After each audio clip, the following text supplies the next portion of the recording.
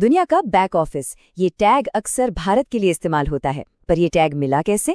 चलिए आज समझते हैं बिजनेस प्रोसेस मैनेजमेंट यानी बीपीएम की उस कमाल की कहानी को, जिसने सिर्फ भारत की इकोनॉमी ही नहीं बल्कि लाखों लोगों की जिंदगी भी बदल दी। अगर इस पूरी कहानी को एक लाइन में कहना हो तो वो ये है, आज भारत दुनिया का सबसे बड़ा बीपीएम हब है और ये लाखों नौजवानों को रोजगार दे रहा है। सोचिए, ये सिर्फ एक इंडस्ट्री नहीं है, ये एक इकोनॉमिक पावर हाउस है जिसने भारत के युवाओं के लिए मौकों का एक बिल्कुल नया आसमान खोल दिया। तो अब जब हमने इसके इम्पैक्ट को देख लिया है तो जरा पीछे चलते हैं। ये सब कुछ एक शब्द के आसपास घूमता है, बीपीएम। तो आखिर ये बीपीएम है क्या? सुनने में शायद थोड़ा टेक्निकल लगे, पर इसका कॉन्सेप्ट यकीन मानिए बहुत सिंपल है। इसको ऐसे समझिए, मान लीजिए एक बहुत बड़ी कंपनी है। अब वो अपने कुछ काम जैसे कि कॉल सेंटर हो गया या डेटा संभालना हुआ, ये सब खुद नहीं करती। वो ये काम किसी दूसरी कंपनी को दे देती है जो इस काम में माहिर है। बस इसी को बीपीएम या आउटसोर्सिंग कहते हैं। मतलब अपने बिजनेस का कोई हिस्सा चलाने के लिए एक्सपर्ट्स को हायर कर लेना। देखिए, ये जो बदलाव था ये रातों रात तो नहीं हुआ, लेकिन इसकी स्पीड वो कमाल की थी। बात है 1990s की शुरुआत की। दुनिया भर की बड़ी बड़ी कंपनियां अपने खर्चे कम करने और काम की क्वालिटी बेहतर करने के तरीके ढूंढ रही थीं, और उनकी नजर आकर टिकी भारत पर। बस यहीं से एक नए दौर का आगाज हुआ। पर एक सवाल मन में आता है ना, कि भाई दुनिया में इतने सारे देश थे तो फिर भारत को ही क्यों चुना गया?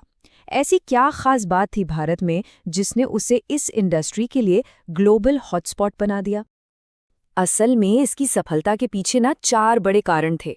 पहला, यहाँ एक स्किल्ड वर्कफोर्स थी जो बाकी देशों के मुकाबले काफी कम लागत पर उपलब्ध थी। दूसरा, यहाँ की एक बहुत बड़ी आबादी अंग्रेजी बोल सकती थी, जो ग्लोबल क्लाइंट्स के लिए बहुत जरूरी था। तीसरा, देश का आईटी इंफ्रास्ट्रक्चर तेजी से बढ़ रहा था। और सबसे मजेदार बात, हमारा टाइम जोन।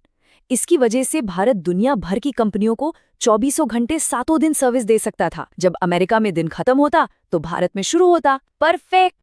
तो ये तो समझ आ गया कि भारत को क्यों चुना गया।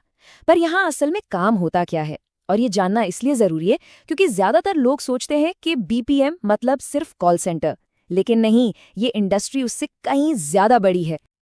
जी हाँ, कस्टमर सपोर्ट तो इसका बस एक छोटा सा हिस्सा है। असल में यहाँ से फाइनेंस और अकाउंटिंग का काम होता है, आईटी हेल्प डेस्क संभाले जाते हैं, कंपनियों का पूरा एचआर मैनेजमेंट होता है, और तो और हेल्थ केयर जैसे बहुत ही कॉम्प्लेक्स काम भी यहीं से मैनेज होते हैं। तो ये एक बहुत ही डाइवर्स और हाई स्किल वाली इंडस्ट्री है। और ये जो पूरी क्रांति हुई ना, वो देश के कुछ खास शहरों से शुरू होकर फैली। बेंगलुरु, हैदराबाद, पुणे, गुरुग्राम, चेन्नई, मुंबई, ये सब शहरों के नाम नहीं है।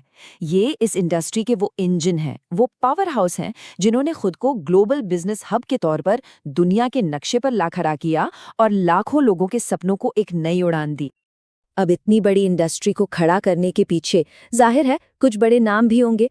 चलिए अब मिलते हैं उन दिग्गजों से जो इस इंडस्ट्री को आज चला रहे हैं।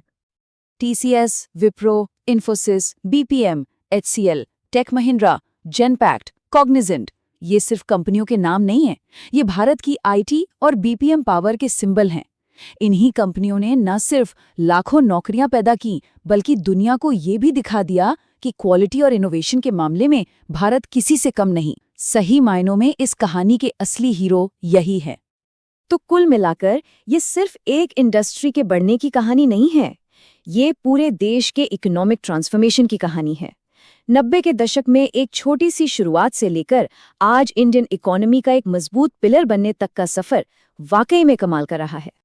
और इस पूरी कहानी का सबसे अहम हिस्सा क्या है पता है? इसका इंसानों पर असर। लाखों, जी हाँ लाखों यंग प्रोफेशनल्स ने इस सेक्टर में अपना करियर बनाया। इससे न सिर्फ उन्हें बल्कि उनके पूरे परिवार को एक बेहतर कल मिला, और यही इस इंडस्ट्री की असली विरासत है। लेकिन कहानी यहाँ खत्म नहीं होती। अब सबसे बड़ा सवाल है भविष्य का। आर्टिफिशियल इंटेलिजेंस यानी एआई और ऑटोमेशन के इस नए दौर में लाखों लोगों को नौकरी देने वाली इस विशाल इंडस्ट्री का फ्यूचर कैसा होगा?